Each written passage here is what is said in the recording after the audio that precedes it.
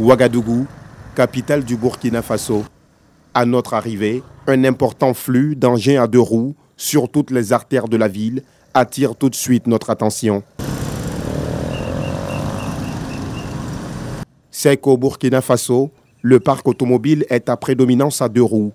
En 2019, le pays comptait environ 400 000 véhicules de toutes catégories en dehors des véhicules à deux roues, dont le nombre s'élève à 2 800 000. Quand certains choisissent la moto de gaieté de cœur, d'autres disent l'utiliser faute de moyens pour s'acheter une voiture. Parce qu'on n'a pas les moyens. Sinon, rouler en voiture, c'est mieux que rouler avec moto ou vélo. La circulation est bondée à Ouagadougou, donc c'est compliqué. À moto, on arrive à faufiler facilement. Plus qu'un moyen de déplacement, la moto est un élément essentiel de la vie des populations ouagavilloises. Les routes prennent en compte les engins à deux roues à travers des pistes cyclables et des feux tricolores spéciaux. Dans la capitale burkinabé, le business de la moto rapporte énormément. Moussa Ilboudo, le gérant de cette boutique, réalise un chiffre d'affaires de 80 à 90 millions de francs CFA tous les ans. Plus bas ici, c'est des motos de 700, sinon c'est 1 million et quelques. 1 million et quelques, 800 et quelques, 900 et quelques, ainsi de suite. Bon, j'ai des motos locales que je fais à 450 et poussière. Cependant, un fait patent sur les routes de Ouagadougou, l'absence de moyens de protection chez la majorité des motocyclistes. Les vrais casques originaux tournent autour de 28 500, voilà, d'autres à 18 500 souvent. Donc ça fait que c'est un peu compliqué. Si tu es un étudiant et que tu dois travailler, on va te payer 30 000 le mois, tu vas prendre au moins 90% de ton salaire pour payer un casque, ça devient un peu compliqué. Pratiquement tout le monde ici ne porte pas de casque. Bon, on est né, on a trouvé ça comme ça. Voilà, c'est une habitude quoi. J'ai oublié de prendre le casque, sinon généralement j'ai l'habitude de porter le casque. Pour les rares motocyclistes qui en portent, la raison est toute simple. C'est parce que je suis un agent de santé, je suis un infirmier. Et là, j'ai remarqué que la plupart des malades accidentés qui sont vraiment dans un état très grave, c'est ceux qui ont eu des traumatismes crâniens. Et là, pour se protéger, pour éviter ça, j'ai décidé de porter le casque. De nuit comme de jour, les accidents de la circulation impliquant des engins à deux roues se multiplient sur les routes de Ouagadougou. À l'ONASER, Office national de la sécurité routière, le non-respect du port du casque n'a d'autre explication que l'incivisme. Le port du casque est obligatoire dans notre pays depuis 1978. Il est dit que tout conducteur de deux roues, aussi bien le passager que le conducteur, il doit obligatoirement porter le casque de protection. En 2005 même, pour renforcer un peu tout cela, et le gouvernement a pris un autre décret pour obliger les commerçants à vendre une moto neuve avec un casque. Tout cela vraiment pour promouvoir le port du casque. Mais on note quand même que bon, y a l'incivisme qui sévit. Pour y remédier, Maïmouna Traoré propose de durcir les mesures coercitives. Le défaut de port de casque, c'est des infractions de première classe qu'on peut vraiment appliquer. D'ici là, certains n'échappent malheureusement pas à des accidents. Sur la route burkinabé, plus de 9000 engins à deux roues sont impliqués dans des accidents de la circulation. C'est plus de 46% de ces accidents. Un chiffre alarmant dans un pays où le parc automobile est majoritairement composé d'engins à deux roues.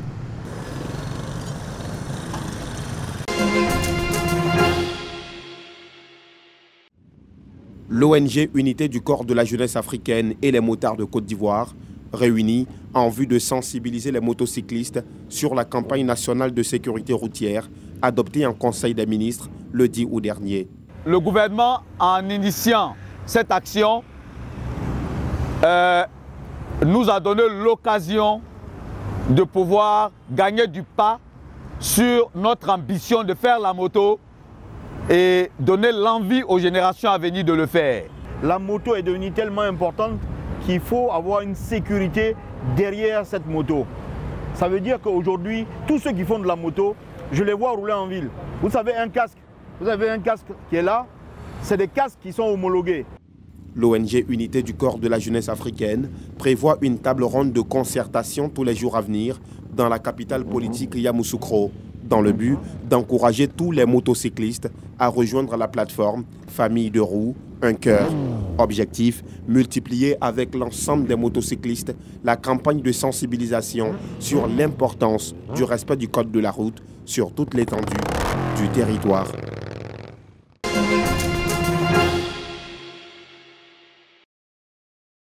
Des enfants visiblement heureux, assis sur un tourniquet, poussés par les ministres Alain Richard Donwayi et Nassedeba Touré.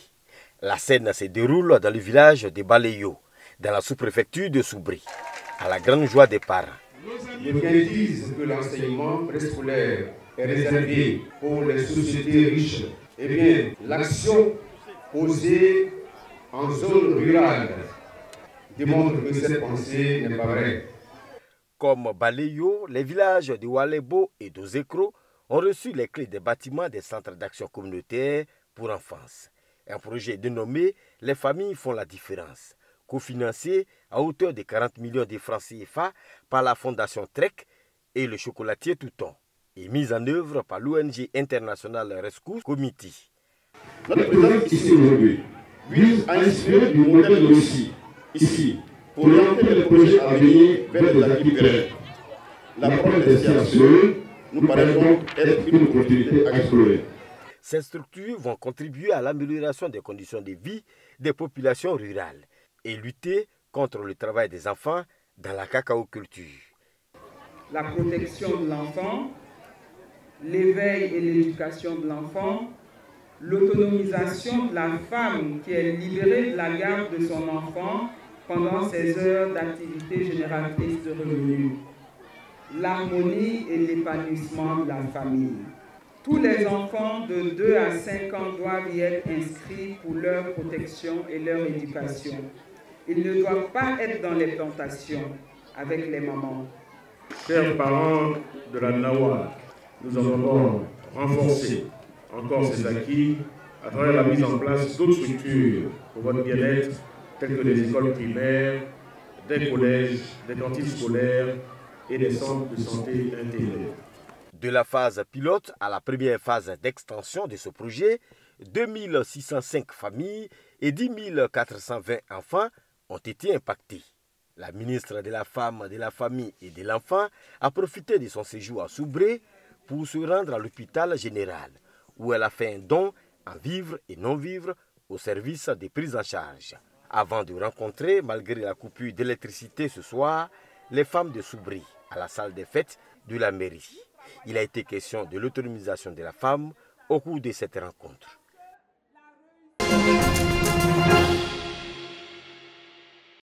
Kaoutar est syrienne. Elle arrive du Liban. Elle a réussi à entrer à Chypre, mais pas le reste de sa famille. J'étais persuadée que mes enfants et mon mari seraient transportés avec moi et que les gardes-côtes chypriotes n'allaient pas nous séparer et les renvoyer au Liban. C'était inconcevable pour moi. Ils ont vu que j'étais accompagnée de ma famille alors qu'ils me transportaient vers leur embarcation de secours. Ils ont refoulé mon mari alors qu'ils tentaient de me donner les enfants. Je n'oublierai jamais ce moment. De nombreux Syriens tentent la traversée depuis le Liban, mais rares sont ceux qui arrivent à obtenir le statut de réfugié. Le regroupement familial est donc impossible. Quand je suis arrivée ici, on m'a dit que ma famille était dans un autre camp. Mais un Syrien vivant ici m'a dit qu'il avait appris qu'ils avaient été renvoyés au Liban. Je n'ai pas eu de nouvelles de ma famille pendant 3 jours. Ils étaient détenus par le service de la Sûreté générale libanaise quand ils ont été renvoyés au Liban. Selon l'ONU, le refoulement des migrants en mer est contraire aux lois internationales.